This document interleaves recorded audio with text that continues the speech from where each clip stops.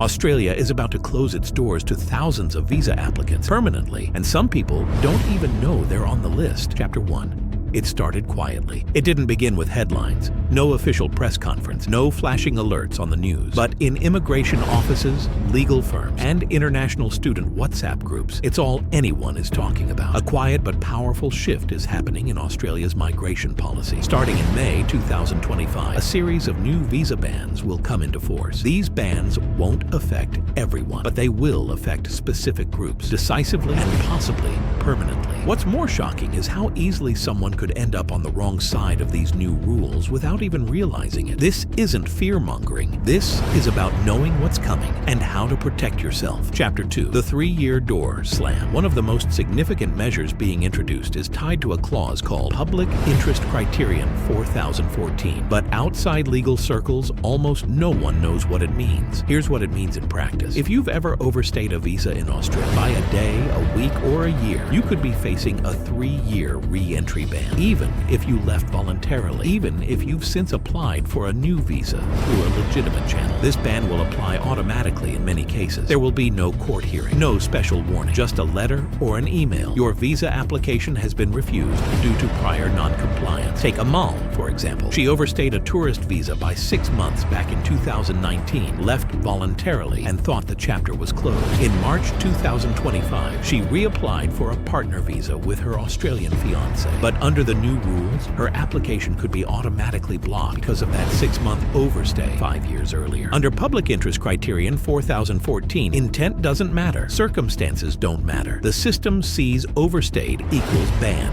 Chapter 3. The country-wide ban you never saw coming. The second wave of bans targets entire countries, not just individuals. Australia is preparing to implement a mechanism that will allow it to suspend visa applications from countries that do not cooperate with deportations. Here's how it works. When Australia cancels someone's visa and that person's home country refuses to accept them back, perhaps by delaying travel documents or ignoring diplomatic requests, Australia can respond by freezing visa access for new applicants from that country. It's a kind of diplomatic pressure strategy, and it's legal under Australia's current legislative framework. Which countries are at risk? Officials haven't released a full list, but migration experts warn that applicants from certain African, Middle Eastern, and South Asian nations could be disproportionately affected. Imagine this. You've spent months preparing your visa application. You've paid your fees, received your offer, and submitted all documents. Then your application is refused. Not because of anything you did, but because your country is on a quiet blacklist. No advance notice, no individual case review, just a freeze that lasts as long as diplomatic tensions continue. Chapter 4. The student visa squeeze. If you think this crackdown only targets past visa holders or difficult diplomatic cases, think again. International students are now front and center in the new enforcement push. From May 2025, students from certain high-risk source countries will face stricter financial proof requirements, increased English language testing, and shortened post-study work rights. But here's the part no one talks about. Some education agents are already warning clients not to bother applying. Why? Because internal assessments used by the Department of Home Affairs are reportedly flagging student visa applications from some countries as likely to breach conditions, even before any individual information is reviewed. Rahul, a prospective IT student from India, met every listed requirement. IELTS score of 7.0, proof of $30,000 in living expenses, a genuine offer letter. But his application was refused with a note citing integrity concerns related to applicant cohort. He wasn't being judged as an individual. He was caught up in a policy net cast over his entire region. This is the quiet reality of the new rules. Chapter 5. What's driving these changes? To understand where all this is heading, we need to ask a simple question. Why would Australia, historically one of the most open migration systems in the world, begin tightening its visa policies in such targeted and dramatic ways? According to government statements, there are 3 main reasons. 1. Migration system integrity. Authorities argue that visa misuse, document fraud, and breaches of visa conditions have increased, especially in the student and partner visa streams. 2. Housing and infrastructure pressure. With record migration numbers in recent years, some blame migrants for worsening housing shortages and congestion in cities. 3. National security. security. Officials want greater control over who enters the country, especially as global conflicts and instability grow. But not everyone agrees these bans are the right response. Critics say the measures are too broad, that they punish genuine applicants for the mistakes or misconduct of others, that they are creating a climate of fear and damaging Australia's reputation globally. Still, the bans are coming, and they will be enforced. Chapter 6. The impact on real people.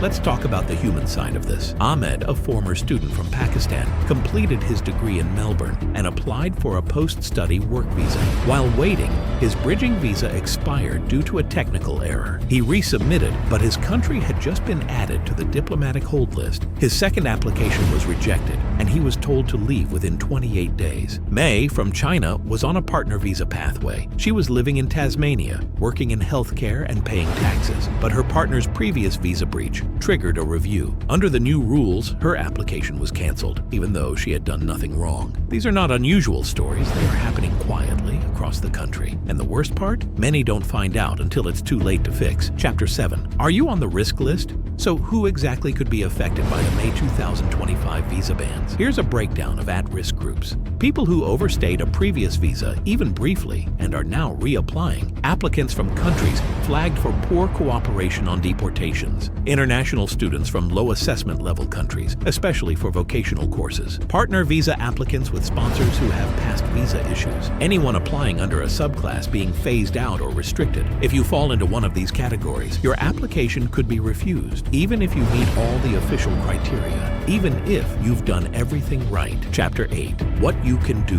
right now. So what can you do? How can you protect your visa future? Here are 5 immediate actions. 1. Check your immigration history. If you've ever overstayed a visa, left unlawfully, or had a past refusal, speak to a registered migration agent now. You may need to lodge a waiver or address a 3-year ban. 2. Know your country's status. If you're from a country with low cooperation on removals or high visa breach rates, your application may be flagged. Ask your migration agent if special strategies apply to your case. 3. Choose your course and institution wisely. Students should focus on high-integrity institutions and degree-level courses. Vocational programs are under increased scrutiny. 4. Prepare for increased documentation. Double and triple check every document. Financial proof, GTE statements, character declarations, everything must be clean and complete. 5. Avoid last-minute applications. Delays increase risk. Apply early, track your application, and respond to all correspondence quickly. If you're already in Australia and planning a visa extension, speak to a professional before making any move. Small mistakes now carry big consequences. Chapter 9. What comes next? The May 2025 visa bans are just the beginning. There are already proposals on the table for